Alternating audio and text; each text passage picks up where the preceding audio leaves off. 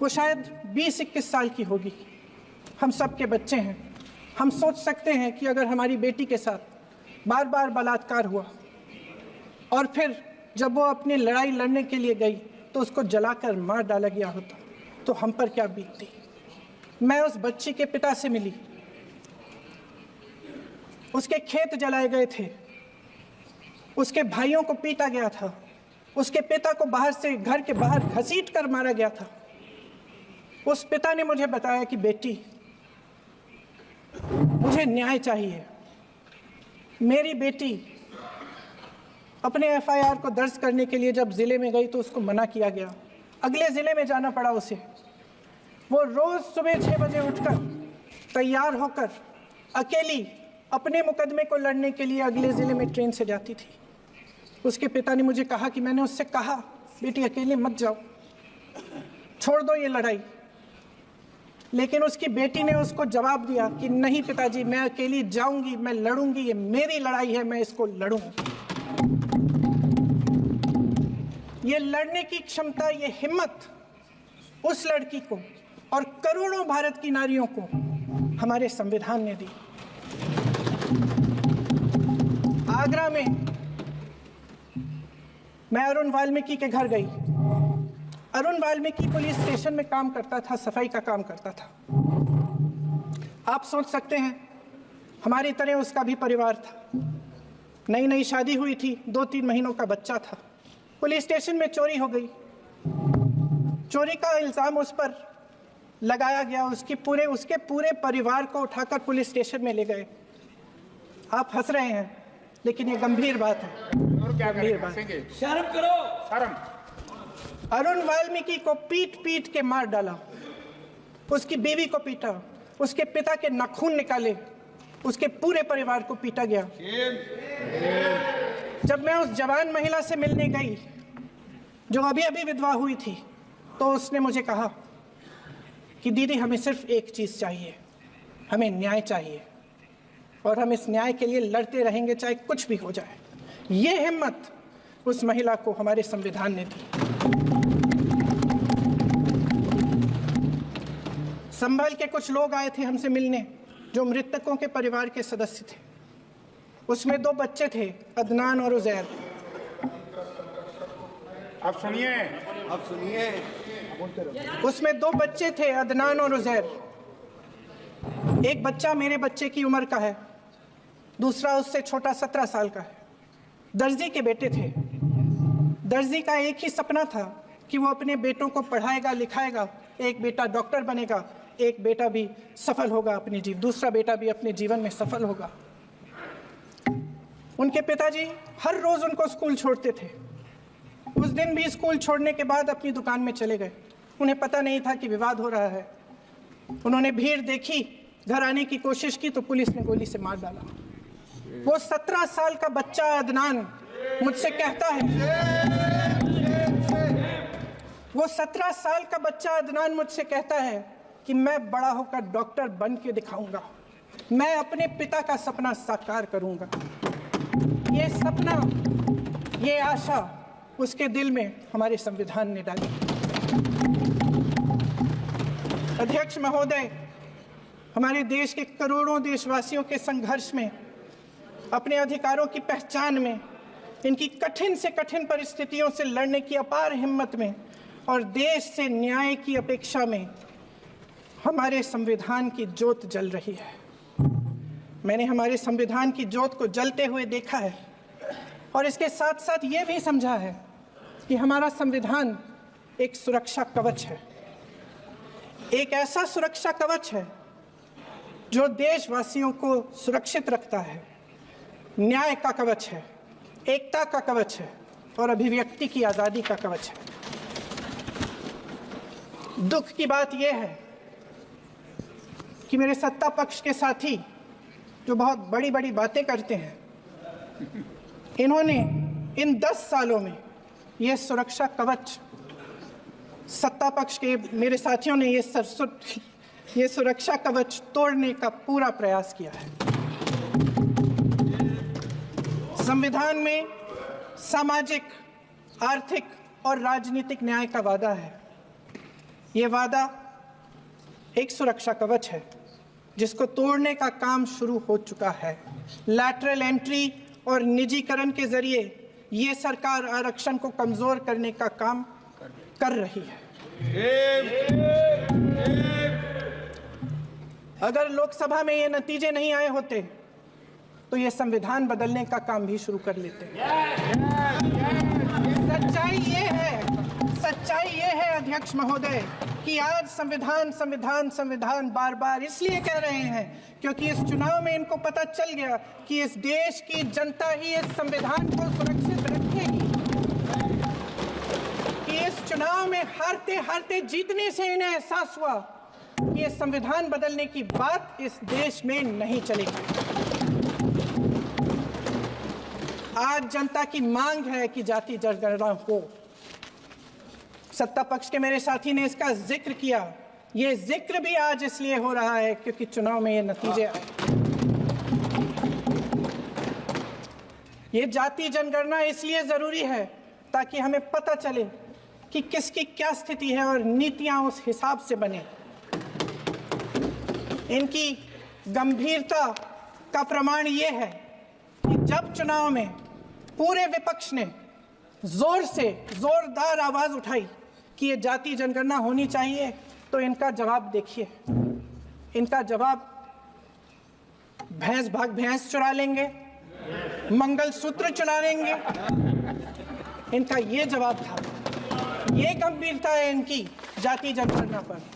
महोदय, हमारे संविधान ने आर्थिक न्याय की नींव डाली, किसानों गरीबों और को जमीन बांटी, भूमि सुधार किया, जिसका नाम लेने से कभी कभी आप झिझकते हैं और कभी कभी उनका नाम धड़ाधड़ इस्तेमाल किया जाता है अपने आप को बचाने के लिए। उन्होंने HAL, BHEL, SAIL, GAIL, ONGC, NTPC, railways, IIT, IIM, oil refinery, तमाम PSU बनाए। अध्यक्ष महोदय, उनका नाम पुस्तकों से मिटाया जा सकता है, उनका नाम भाषणों से मिटाया जा सकता है, लेकिन जो उनकी भूमिका रही इस देश की आज़ादी के लिए और इस देश के निर्माण के लिए, वो इस देश में से कभी मिटाया नहीं जा सकता। 75 सालों में जनता का भरोसा रहा कि नीतियां बनेंगी तो जनता की भलाई के लिए बनेंगी। जल जंगल जमीन का अधिकार मिला आदिवासी भाई बहनों को। इंदिरा जी ने बैंकों का राष्ट्रीयकरण करवाया, खदानों का राष्ट्रीयकरण कराया। कांग्रेस और यूपीए की सरकारों में शिक्षा का, भोजन का अधिकार मिला।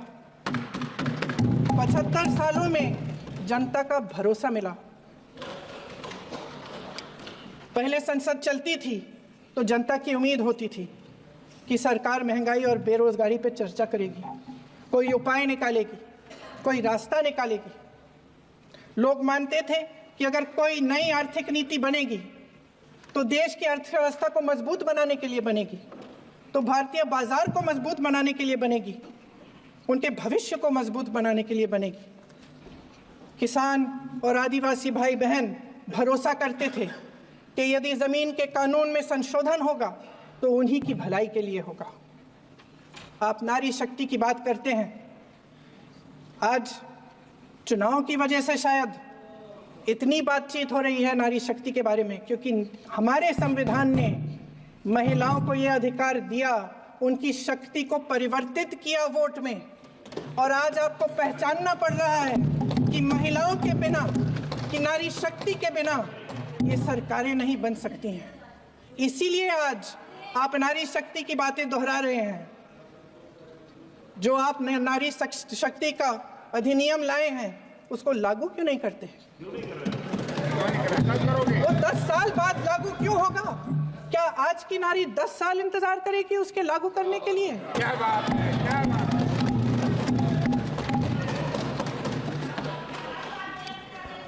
आज संसद में बैठे हुए सत्ता पक्ष के मेरे साथी ज्यादा से ज्यादा अतीत की बातें करते हैं।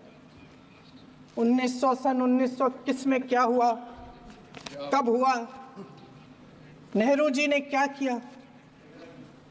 अरे वर्तमान की बात करिए। देश को बताइए आप क्या कर रहे हैं, आपकी जिम्मेदारी क्या है? कि सारी जिम्मेदारी जवाहरलाल नेहरू की है? अध्यक्ष महोदय जी, ये सरकार आर्थिक न्याय का सुरक्षा कवच तोड़ रही है। आज संसद में बैठी ये सरकार बेरोजगारी और महंगाई से जूझ रही हमारी जनता को क्या राहत दे रही है? कृषि के कानून भी बड़े बड़े उद्योगपतियों के लिए बन रहे हैं। सही एमएसपी को छोड़िए, डीएपी तक नहीं मिल रहा है।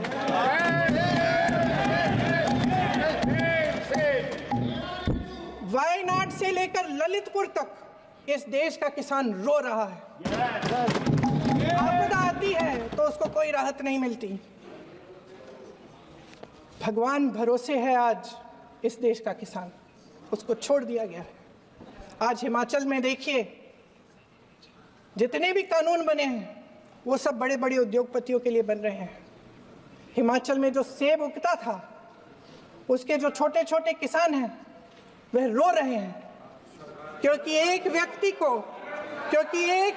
के लिए सब कुछ बदला जा रहा है। सुनने की हिम्मत रखो। मैं अध्यक्ष महोदय जी,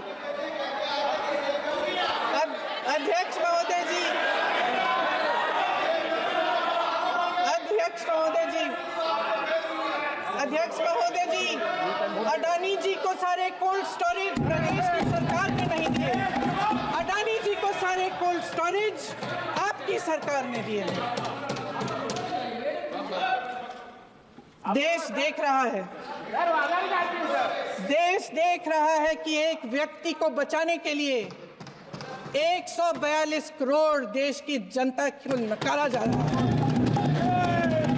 सारे बिजनेस, सारे संसाधन, सारी दौलत, सारे मौके एक ही व्यक्ति को सौंपे जा रहे हैं। सारे बंदरगाह, एयरपोर्ट्स, सड़कें, रेलवे का काम, कारखाने, खदानें, सरकारी कंपनियां सिर्फ एक व्यक्ति को दी जा रही है। जनता के मन में हमेशा ये विश्वास होता था कि अगर कुछ नहीं है तो संविधान हमारी सुरक्षा करेगा, मगर आज आम लोगों के बीच ये धारणा बनती चली जा रही है कि सरकार सिर्फ अडानी जी के मुनाफे के लिए चल रही है। देश में बहुत तेजी से गैर बराबरी बढ़ रही है।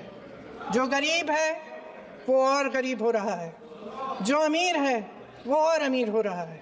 इस सरकार ने आर्थिक न्याय की भी सुरक्षा कवच तोड़ दिया है। राजनीतिक न्याय की जब बात होती है, मेरे सत्ता पक्ष के साथी आज खड़े हुए और तमाम गिनती करने लग गए कि ऐसा हुआ वैसा हुआ, 1975 में जो हुआ, तो सीख लीजिए ना, आप भी सीख लीजिए। आप भी अपनी गलतियों के लिए माफी मांग लीजिए। आप भी बैलेट पे चुनाव कर लीजिए। दूध का दूध, पानी का पानी हो जाएगा।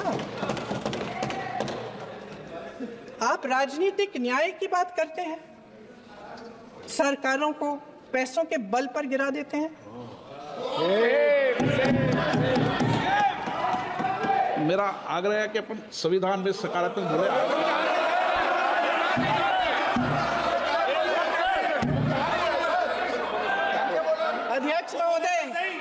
अध्यक्ष महोदय, सत्ता पक्ष के हमारे साथी ने एक उदाहरण दिया उत्तर प्रदेश की सरकार का, तो मैं भी एक उदाहरण दे देती हूँ। महाराष्ट्र की सरकार का मैं भी एक उदाहरण दे देती हूँ। हिमाचल की सरकार को तोड़ने की कोशिश किसने की? पैसों के बल पे की। गोवा की सरकार, तमाम उदाहरण है। राजस्थान की क्या ये सरकारें जनता ने नहीं चुनी थी? क्या संविधान इन पर लागू नहीं था? पूरी देश की जनता जानती है कि इनका, हंसती है, जानती है कि इनके यहाँ तो वॉशिंग मशीन है, तो यहाँ से वहां जाता है वो धुल जाता है। इस तरफ दाग, उस तरफ स्वच्छता। मेरे कई ऐसे साथी हैं जो इस तरफ होते थे उस तरफ चले गए, मुझे दिख भी रहे हैं, वॉशिंग मशीन में शायद धुल गए हैं। अध्यक्ष महोदय, जहां भाईचारा और अपनापन होता था, जहां हमारे संविधान ने एकता का सुरक्षा कवच दिया था, वहां शक और घृणा के बीज बोए जा रहे हैं। एकता का सुरक्षा कवच तोड़ा जा रहा है। प्रधानमंत्री जी यहां सदन में संविधान की किताब को यूं माथे से लगाते हैं, लेकिन संभल में, हाथरस में, मणिपुर में जब न्याय की गुहार आती है, उठती है, तो उनके माथे पे शिकन तक नहीं आता।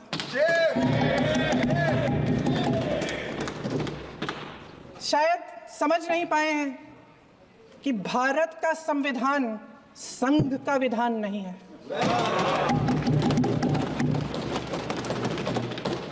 भारत के संविधान ने हमें एकता दी, हमें आपसी प्रेम दिया।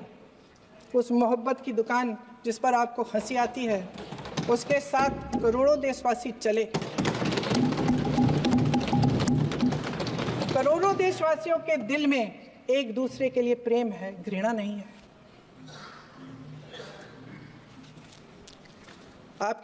इनकी जो विभाजनकारी नीतियां हैं, उसका नतीजा हम रोज देखते हैं। राजनीतिक फायदे के लिए संविधान को छोड़िए, देश की एकता को भी ये रख नहीं सकते, इसकी सुरक्षा नहीं कर सकते। हमने संभल में देखा, मणिपुर में देखा। दरअसल इनका कहना है कि अलग अलग इस देश के अलग अलग हिस्से हैं, लेकिन हमारा संविधान कहता है कि यह देश एक है और यह देश एक रहेगा। जहां खुला विवाद होता था, अभिव्यक्ति का सुरक्षा कवच होता था, इन्होंने भय का माहौल पैदा किया है। सत्ता पक्ष के मेरे साथी अक्सर 75 सालों की बात करते हैं, लेकिन इन 75 सालों में ये उम्मीद, आशा, ये अभिव्यक्ति की ज्योति कभी थमी नहीं, कभी बुझी नहीं। इस देश की जनता ने खुलकर आलोचना की, निडर होकर धरने किए, प्रदर्शन किए। जब जब जनता नाराज हुई, तब तब सत्ता को ललकारा, उसे चेतावनी दी, बड़े से बड़े नेताओं को कटघरे में खड़ा किया, उनसे जवाब मांगा, न्याय मांगा। इस देश के छोटे छोटे से नुक्कड़ की दुकानों में, चाय की दुकानों में, इस देश के घरों में, गलियों में, मोहल्लों में, अखबारों में, प्रकाशन घरों में, न्यायपालिकाओं में चर्चा कभी बंद नहीं हुई। लेकिन आज ये माहौल नहीं है। आज जनता को सच बोलने से डराया जाता है, धमकाया जाता है। पत्रकार हो या विपक्ष का नेता हो या किसी यूनिवर्सिटी का प्रोफेसर हो, छात्र संघ हो या कर्मचारियों का संगठन हो, सबका मुंह बंद कराया जाता है। किसी पे ईडी, किसी पे सीबीआई, किसी पे इनकम टैक्स, फर्जी मुकदमे लगवाए जाते हैं, जेल में डाल दिया जाता है। विपक्षी नेताओं को जेल में डाल दिया जाता है, उनको सताया जाता है। किसी को नहीं छोड़ा इस सरकार ने। देशद्रोही कह के उत्तर प्रदेश में मुझे याद है कुछ अध्यापिकाएं प्रदर्शन कर रही थी, उन पर मुकदमा डाल दिया देशद्रोही का, उन्हें देशद्रोही कह दिया। इन्होंने देश का पूरा माहौल भय से भर दिया है। इनकी मीडिया की मशीन झूठ फैलाती है, तरह तरह के आरोप लगाती है, और शायद वह भी भय में ही है। महोदय, मैं इस सदन को याद दिलाना चाहती हूं कि ऐसा डर का माहौल देश में अंग्रेजों के राज में था। जब इस तरफ बैठे हुए गांधी की विचारधारा वाले लोग आज़ादी की लड़ाई लड़ रहे थे और उस तरफ वाली विचारधारा वाले लोग भय में रहकर अंग्रेजों के साथ साठ-गांठ कर रहे थे। लेकिन अध्यक्ष महोदय, भय का भी अपना स्वभाव होता है। भय फैलाने वाले हमेशा भय का खुद शिकार बन जाते हैं। ये प्रकृति का नियम है। आज इनकी भी यही हालत हो गई है। भय फैलाने के इतने आदी हो गए हैं कि खुद भय में रहने वाले हैं। चर्चा से डरते हैं, आलोचना से घबराते हैं। कई दिनों से हम मांग रहे हैं कि चर्चा करिए, लेकिन चर्चा करने की हिम्मत ही नहीं है।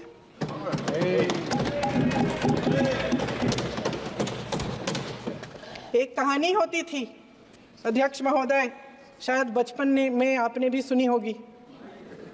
राजा भेष बदलकर बाजार में आलोचना सुनने जाता था।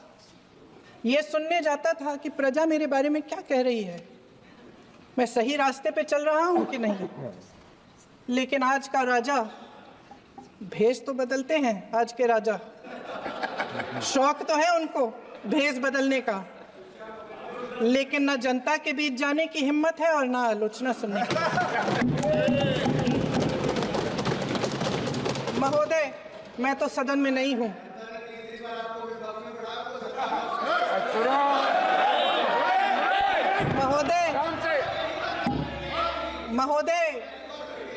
महोदय, जनता में बहुत विवेक है, ये सही है।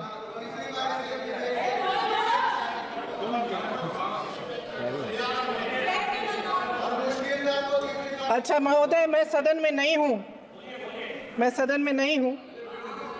कुछ हाँ ठीक है, मैं सदन में नहीं हूँ, मात्र 15 दिनों से आ रही हूँ। लेकिन मुझे ताज्जुब होता है कि इन 15 दिनों में इतनी बड़े इश्यूज हैं, इतनी बड़ी बातें हैं। प्रधानमंत्री जी मात्र एक दिन के लिए, शायद 10 मिनट के लिए दिखे हैं सब। बात यह है अध्यक्ष महोदय जी कि ये देश भय से नहीं, साहस और संघर्ष से बना है। इसको बनाने वाले देश के किसान, जवान, देश के करोड़ों मजदूर और गरीब जनता है। संविधान इनको साहस देता है। मेहनती मिडिल क्लास है। और इस देश के जो करोड़ों देशवासी हैं, जो रोजाना भयंकर परिस्थितियों का सामना करते हैं, उनको साहस देता है। वायनाड में जो आपदा आई, उसमें एक छोटा लड़का था 17 साल का। 6 घंटों के लिए उसने अपनी माँ को बचाने की कोशिश की। 6 घंटों के लिए आप सोच सकते हैं कि अगर नदी की धारा बह रही है, नाराज है, आप अपनी माँ को पकड़े हो, 6 घंटों के लिए पकड़े रखते हो कि मेरी माँ बच जाएगी, और अंत में वो माँ भी बह जाती है। उस लड़के का साहस, उन महिलाओं का साहस जो पीड़ित हैं लेकिन फिर भी अपनी लड़ाई लड़ रहे हैं, उन संभल के बच्चों का साहस जिनके पिताजी अभी गुजर गए, लेकिन फिर भी उनके सपनों को साकार करने की हिम्मत है, उनका साहस है। वो साहस से संविधान ने दिया है। वो आत्मविश्वास से संविधान ने दिया है।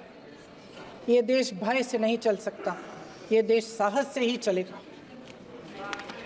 भय की भी सीमा होती है, और जब वो सीमा पार हो जाती है, जब किसी को इतना दबाया जाता है कि उसको लगने लगता है कि अब मेरे पास खोने के लिए कुछ नहीं है, तब उसमें एक ऐसी शक्ति पैदा होती है जिसके सामने कोई कायर खड़ा नहीं हो सकता। ये देश कायरों के हाथों में ज्यादा देर तक कभी नहीं रहा है। ये देश उठेगा, ये देश लड़ेगा, सत्य मांगेगा। अगर हमारे वीडियो आपको पसंद आ रहे हैं तो लाइक, शेयर और सब्सक्राइब जरूर करें। अगर आप हमें फेसबुक पे देखते हैं तो फेसबुक पे शेयर जरूर करें। नमस्कार।